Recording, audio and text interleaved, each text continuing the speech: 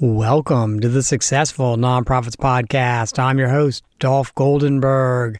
Listeners, we today are going to be having a amazing conversation with Neil Gordon. And let me just give you a little bit of a teaser about what we're going to be talking about.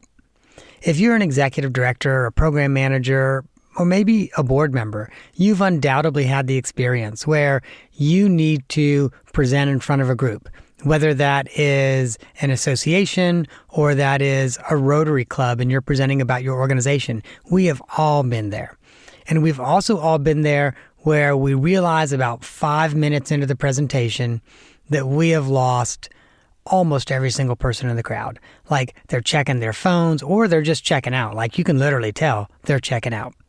And our conversation with Neil today is going to really help us craft our art in public speaking just a little bit better so that people don't check out, so that people engage and that people follow up. Now, before I intro Neil, let me just share with you, I believe this episode, we're recording it in August. I think it's going to be released sometime in October. I think it's actually going to be released right before I go on vacation, assuming the Delta variant does not destroy the world as we know it. It's going to be released right before I go on vacation. So I am probably right now preparing to leave for vacation. But I'll share with you that as we're looking at our calendar at Successful Nonprofits, pretty much our bandwidth from now until the end of the year is really, really narrow. We're busy on a lot of client projects right now. But we are having conversations about projects that are going to start in early 2022. So if you're thinking about a project, whether that's strategic planning or coaching or board development or something else that might start in 2022, and you're interested in having a conversation, reach out at successfulnonprofits.com. And now, let me introduce Neil Gordon to you. Neil Gordon is really kind of an amazing person because he grew up hating reading and frankly also hated those written reports we had to do in school. And that didn't change in elementary school, in middle school, in high school, or even college. Funny enough, when I read through his bio, I found out that what changed his relationship with words and reading was actually the New York subway, which I love because I have always enjoyed the New York subway. My motto for the New York subway is the show is free. But some people don't like that show. So instead, they bring a book and they read on the subway. And it's interesting because that's where Neil really found his love of the written word and his love of the word. He moved from really starting to devour books and love reading to being an editor at Penguin Random House, which of course is a major publisher in the US and internationally. But he did not stop there. He realized that there was this amazing opportunity to really help authors and public speakers create content so that they could engage their audiences better and really help their audiences get what they as an audience, as individuals in the audience, wanted. And so when I first read about Neil, I was like, oh my gosh, yeah, we got to have him on the podcast. So today he's going to help us be better presenters and better public speakers. Neil, welcome to the podcast. Thank you so much for that intro, Dolph. That was amazing. Well, thank you. And I'm grateful that I know you're super busy, so I'm grateful you squeezed in some time for us to have this conversation today. And when I was reading through your bio and reading some materials about you, I was struck by what I could only describe as a 2-minute public speaker makeover. This is recalling a specific thing that happened with a client of mine a handful of years ago, in that she was the program director for a program at a children's hospital where I used to live in LA. And the program gifts books to children staying in the hospital and sends volunteers out to read bedside and has a therapeutic library, one-of-a-kind program. And the problem is that while she had all of these amazing things that happened within the program, and people would go and read bedside, and there would be parents of the children saying that the bedside readers were the highlight of the stay at the hospital and the whole thing. Whenever she gave a talk on it, like a 10-minute talk to sponsors of the hospital or any other group of people, they would just glaze over and just kind of look at her stoically, zone out on their phones, or some other clear indication that they really weren't into it. And then at the end, they just politely clap, and that would be it.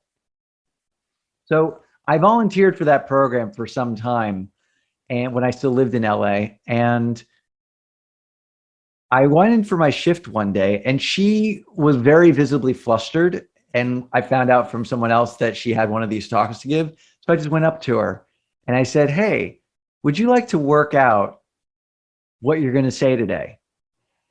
And she said yes. And so we talked and figured out how to rearrange her talking points and all of that. And I saw her later that afternoon and asked her how it went. And she said she had them held rapt at attention from the moment she started speaking. And instead of just being glazed over and politely clapping at the end, they rushed up to her with business cards, and one of them even invited her to apply for a grant. And as you said, Dolph, this was a 2-minute conversation. And so the big question is, how did we create such a notable night and day transformation in so little time? And the thing I haven't said yet is that prior to that day, she had actually been a client of mine. We met because I was one of her volunteers, but she took me on because she was going to be speaking on TV and wanted to be really concise with her messaging because she knew she wasn't going to have very much time to speak because she was appearing next to a TV star, and how much time was she going to have for that? And so we worked out messaging prior to that day for that particular appearance that didn't then lend itself to such a quick makeover on the day of her presentation. So I got to know a little more. When you say you worked out messaging, I hate to sound this, that sounds like this big gray cloud. Something goes in, and I'm not sure what happens inside it. So talk to me about what happened inside that big gray cloud. There are probably a lot of our listeners who are familiar with the film Moneyball, which starred Brad Pitt and Jonah Hill, and it came out about 10 years ago. And it tells the story of how the Oakland A's, the Major League Baseball team in Oakland, was this small market team that always tanked every season. And then they approached how they filled their roster in a completely different way, in a way we now know as Moneyball. And even though they had like a third of the cost, like their payroll cost like 400 million, and the New York Yankees were like 1.2 billion or something like that. I hope I'm not screwing up those. Maybe it was 40 million and 120 million. I don't want to screw up the numbers there. But the point is that the Yankees had a payroll 3 times the size of the A's, and yet the A's broke the American League record for the most wins in a row of any American League team in history, and they also won the same number of games as the Yankees did that year. And so the movie tells the story how they did that.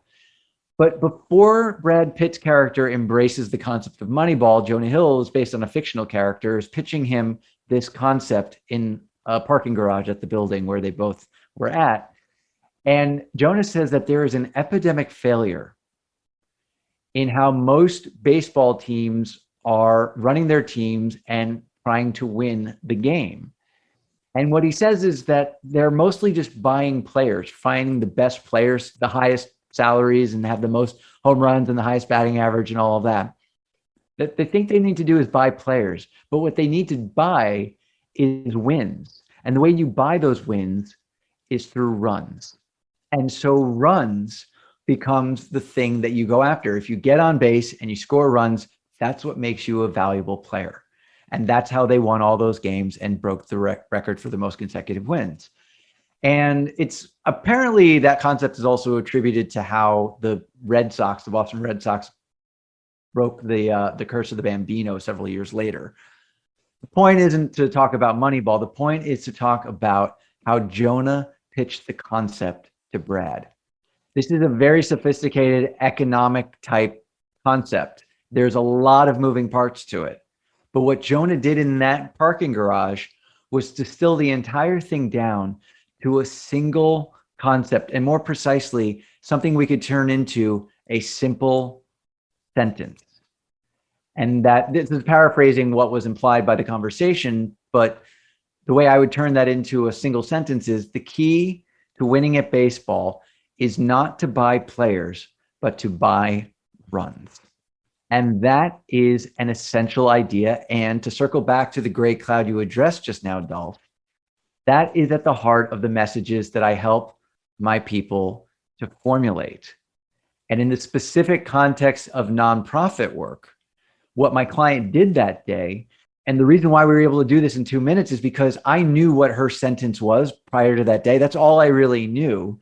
And then I was able to help her to engineer a talk very quickly that built up to that sentence as a climactic moment, drew them in right away, and then built up to a climactic moment.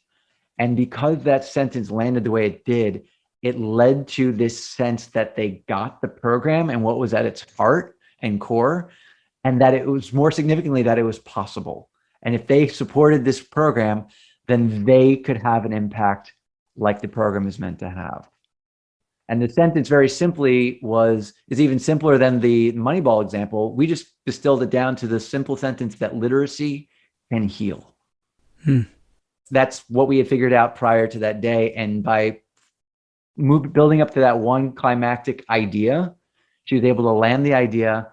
This is how we make that idea a reality. And they were like, oh, I never thought about literacy as a healing modality. And that led to all the interest that they had. It's interesting because it sounds like you were not giving this person a lot of coaching around, okay, use this word instead of that word, or position yourself in a certain way.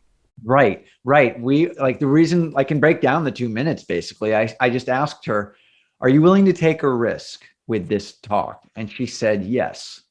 And so I said, okay, instead of because she had a story about something that had just happened with a patient, honoring HIPAA. I mean, never giving any details or anything like that, but a patient who was not doing well. And there was a breakthrough around some reading that had happened just the night before she gave this talk. And she would have buried that further along into the talk. But the risk I had her take was just to start with the story as soon as she was introduced. And she said something along the lines of, I would have liked to have spent more time preparing for this talk today, but I couldn't because of something that happened last night. And that's where everyone was held rapt at attention. She didn't visit and say, oh, it's so nice to be here and thank you for supporting the hospital and all that sort of thing. She just went right into the story.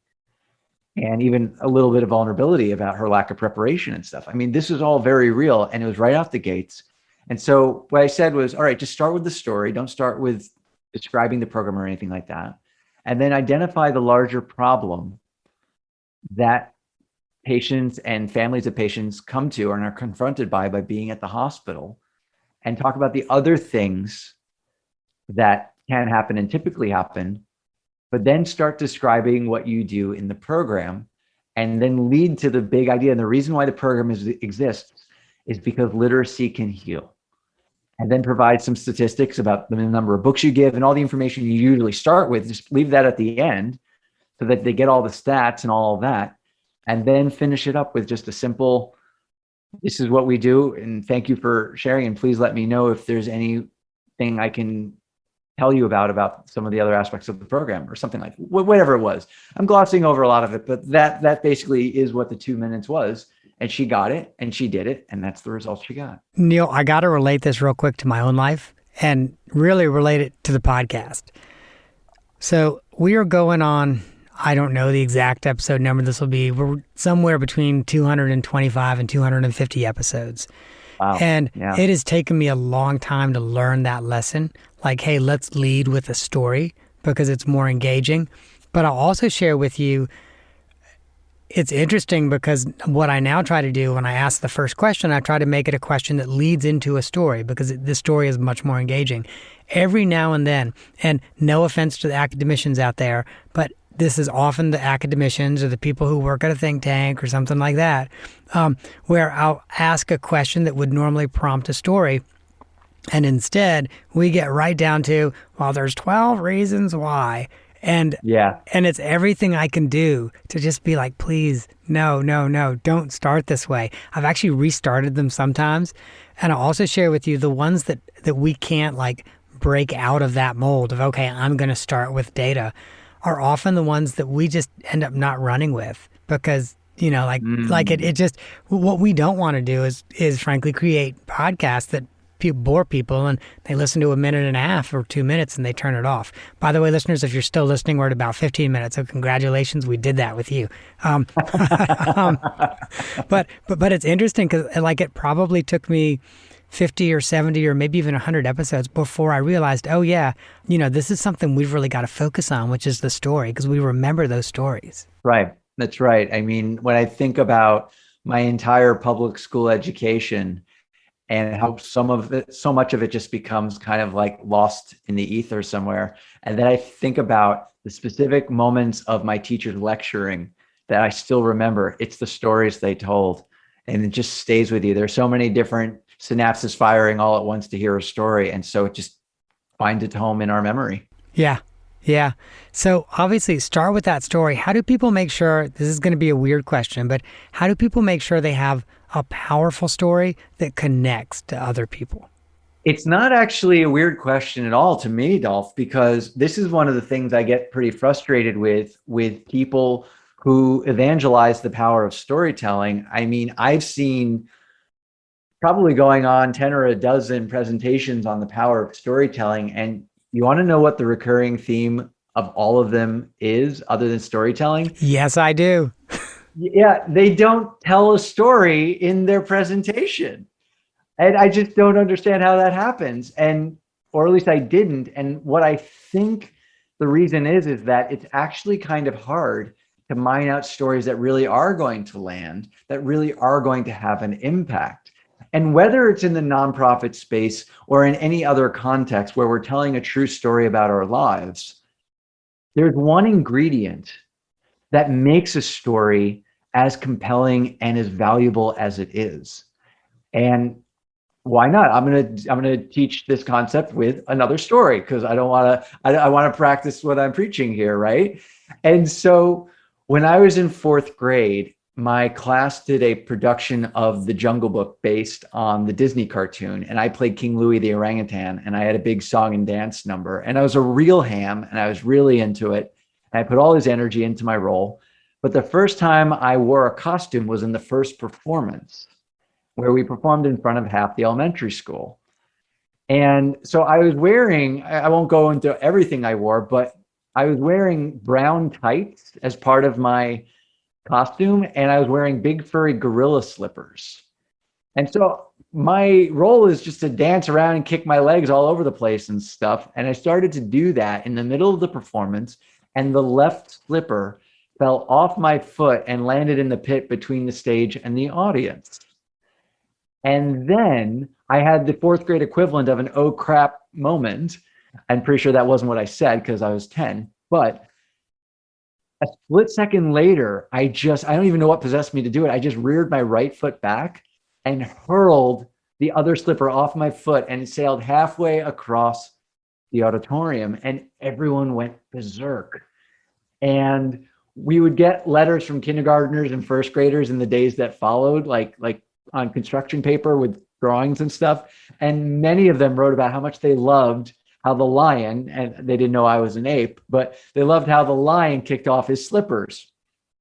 So it was an unqualified success. And I realized that sometimes the greatest catastrophes are the greatest opportunities for success. And so what I've done is provided a true story about my life, and it very prominently features an ingredient that is this thing that makes a story worth telling. And the ingredient is when the left slipper fell off my foot. And the reason why it's so important is because it's a moment I didn't see coming. It was a moment of the unexpected. And why is the unexpected the most important ingredient?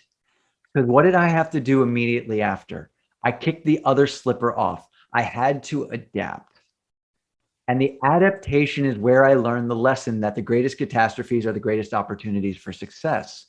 And the lesson is the takeaway. The lesson is what a nonprofit leader is going to want their message to be so as to empower their audience. If they're speaking at a gala, for example, and they have 10 minutes as the CEO to speak and thank everyone, if they told a story that features the unexpected and the lesson that came from that adaptation, then everyone else in the room suddenly has that lesson, that takeaway. And so that's why the unexpected becomes so important to feature. And it also becomes a way to figure out what kind of story could I tell here.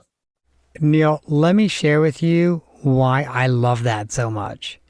Sure. Obviously, I've got a podcast, but I've also, over the course of my career, done a lot of public speaking. And I've pretty much been comfortable with it for the most part. Mm-hmm. But what I love about that is almost everyone who does public speaking, unless what they're doing is literally having everything written out and they're reading it, and that is horrible. Let me just say, listeners, if that's what you're doing, please just stop. Stop doing it. Like, please do yourself and your audience favor. But so where I'm going with this is, unless you're reading your script, there's always that point where the slipper falls off. There was something in your head you planned to say and you didn't say it, or there's something that you messed up the way you wanted to, you did not say it the way you wanted to. So there's always that point in which the slipper falls off. And that's so often where I think people in public speaking settings start to fall apart. It's like they make one mistake and then they make another and they make an additional one instead of just embracing it and, having some fun with it. Whether it's, I used the wrong word and so you do a double entendre around the wrong word or whatever, to kind of then recover. But that's what I love about that story is like that's the grade school equivalent of what we should be doing as public speakers when we don't quite do exactly what we wanted to. That's right. That's right. And there are so many different ways that we could look at these larger concepts and all of that. And I mean, imagine some of our listeners might even be wondering, even apart from the speaking and all of that, in terms of mining out the stories and asking the questions of how do I know if I have these kinds of stories? If you're a nonprofit organization that is having an impact, you automatically can make use of the unexpectedness factor, because any night and day results that you get, let's say you are educating children in third world type countries, and they have like a 23% literacy rate at some point in time, like with young children. And then through the work that you do for a decade, you've gotten that up to 34% literacy. That is a night and day transformation. And all of a sudden, you have the unexpectedness built in through the surprise. It used to be this, and now it's this. And or if you're doing food insecurity here stateside, and you're like, we had one young child who struggled in school, and we just got nutritious meals into his home every week for 6 months, and he went from being a student with a 55 average to up to a C+ average of 78 or whatever it is. Anything, like whether it's a specific story or large statistical stories, these are all unexpected things that your audience didn't see coming. So it's built in perfectly to the nonprofit world. Mm-hmm. Absolutely. Absolutely. Neil, I want to make sure that we have got time for the off the map question, because listeners, this is a great one. In researching you, I ran across an Instagram account, which, by the way, does not have a lot of followers. I'm hoping we can maybe double your number of followers. And I don't mean that as an insult, but I think I saw like 133 followers or something like that. So I assume I don't promote it. Promote it. Yeah, exactly. Yeah. I assume it's like your friends and family account, so they can see you doing something goofy. Yeah. So, so I understand you have an Instagram account. Not understand, I've seen it. That's really kind of off the chain unique. Can you tell us a little bit about it? This goes back almost 20 years when my ex wanted me to go with her to Las Vegas, and I wasn't into Las Vegas at all. And I just wanted to kind of make fun of it a little bit. And ironically, I would eventually grow to like Las Vegas. But I was not into it as a young man. And so I was like, I'll go with you, but you got to start taking some goofy pictures of me so I could put together a satirical presentation around it. And one of the ways that I did a bunch of goofy pictures and all that, but one of the main things I did was just start putting my finger in the noses of the various statues and sculptures in Las Vegas.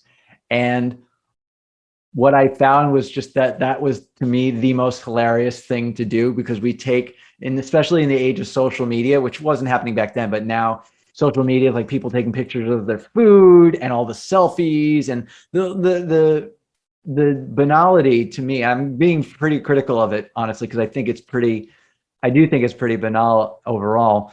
So this Instagram account is entirely devoted to me putting my finger in the noses of statues.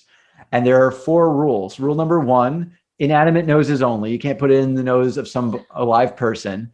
Rule number 2 is the exception to rule number 1, which is celebrities are okay. So if any celebrities are listening, they want me to put my finger in their nose, then that would be all right. Rule number 3 is 3-dimensional noses, no pictures of noses. And rule number 4 is no mannequins, because that's lame. Neil, I like the fact that you have rules around this, that it's not a free-for-all finger in the nose thing. No. I like that. I'm glad, Dolph, that you took to this so well. So many of my friends are just like, all right, he's back with more noses. And I'm like, yeah, well, it's awesome. I also have to share with you, I really enjoy the negotiation you had with your partner around about going to Las Vegas. Okay, I'll do it, but you have to do some goofy poses with me so I can create a satirical presentation. Like, that's exactly the kind of thing that would happen in my household. Looking back, I would never do that now with a romantic partner. I would never make conditions. If someone wanted something from me, I would just make it happen. And so it's funny telling that story. I actually felt self-conscious, like that's not actually who I am now, but it is legitimately the origin story of the nose finger thing. So well, it's clear I wanted to be authentic. It's clear you've grown because you now like Las Vegas. Although I have to admit, Las Vegas, I've only been there, I think, twice, and not my favorite place in the world. Maybe if I go there a third or fourth time, maybe it will grow on me the way it's grown on you. I just got into Pai Gow poker, to be quite honest. So if I go to Vegas, I'll go play at the tables a little bit. But it's also not something people tend to know about me, is that I, set $100 limit. I won't ever lose more than that. Yeah. It's funny. I don't really know how to play cards, so there's not a lot of excitement for me with Vegas. I went once. Oh gosh, I went once for an association meeting. I was board chair of that association, and the second time, my husband accepted a timeshare sales pitch, but I had to go too, and I only found out it was accepted after he agreed to do it, and I was like, okay, I'm going to go to Vegas. But I will admit, unlike you, I'm not as big of a person as you. I did put a condition on it. I was like, but I need to go to the Hoover Dam. And so I went out to the Hoover Dam, and that was off the chain amazing. Made it worth going to Vegas. Yeah. Well, there you go. I mean, we can look at it any number of ways, and having negotiations among partners and spouses is it can be a very productive and very helpful thing in just perpetuating good vibes all around, which is obviously the ideal. Yeah. Oh, yeah. Well, Neil, thank you so much for coming on today. And I want to make sure that all of our listeners know how to reach out to you. And listeners, Neil has the easiest URL to remember, even though we will put it in the show notes, the easiest URL to remember. That's neilcanhelp.com. Now, there's 2 things I want to make sure you check out there. The first, as soon as you go there, you're going to see that you can take a quiz. And I suggest that you take the quiz. It will give you some results that will help you better understand your own speaking style and how to structure your talks and your presentations to be even more effective. Now, the other thing I want you to do, there also are some free trainings at his website, and you've got to look around a little bit to find it. And we will link to those in the show notes too. Also worth your time. You will learn more about Neil and Neil's approach, and you will also probably find yourself going, maybe I need to do some more work with Neil. Neil, thanks so much for joining us today on the podcast. Been a delight, Dolph. I really enjoyed our conversation. So listeners, thank you so much for joining us today. And if you enjoyed this episode with Neil Gordon, there are 2 episodes that I want you to think about listening to. The first is episode 211, and that is the story your voice tells with Tracy Goodwin. You may remember that Tracy Goodwin is my own vocal and speech coach, and she came on and talked about the psychology of the voice and the ways in which embracing our own psychology and our own voice psychology will make us more powerful speakers. Also, I want you to think about episode 181, We did not talk a lot about the written word today, even though, frankly, Neil's really awesome at that as well. So I would suggest in episode 181 that you listen to Nikki Krozik on how to write effective copy that gets noticed. So sometimes you're speaking, but sometimes, you're writing a solicitation letter or an email newsletter, or maybe just an email to an individual, and you want what you write to stand out. So that's another excellent episode to listen to. Listeners, once again, I think this is probably airing right before I go on vacation, but I am looking forward to being back from vacation and working with all of my clients and prospective clients as we all move toward 2022. And that is our show for this week. I hope that you have gained some insight to help your nonprofit thrive in a competitive environment. And I say this every episode, I'm not an accountant. I'm also not an attorney. This should surprise no one because I did not go to attorney school and I did not go to accounting school. And neither I nor the Goldenberg Group provide tax, legal, or accounting advice. That should also surprise no one because I already said I did not go to attorney school and I did not go to accounting school. This episode is for informational purposes only. And I have to tell you, this episode had a lot of great information and should not be relied on for tax, legal, or accounting advice. Honestly, if that's what you're looking for, please don't look for it from podcasts. Find a qualified, licensed professional who can help you. And if you have a very specific need, you can reach out to me. And if I know a licensed, qualified professional in your area who I would be willing to recommend, I am happy to connect the two of you.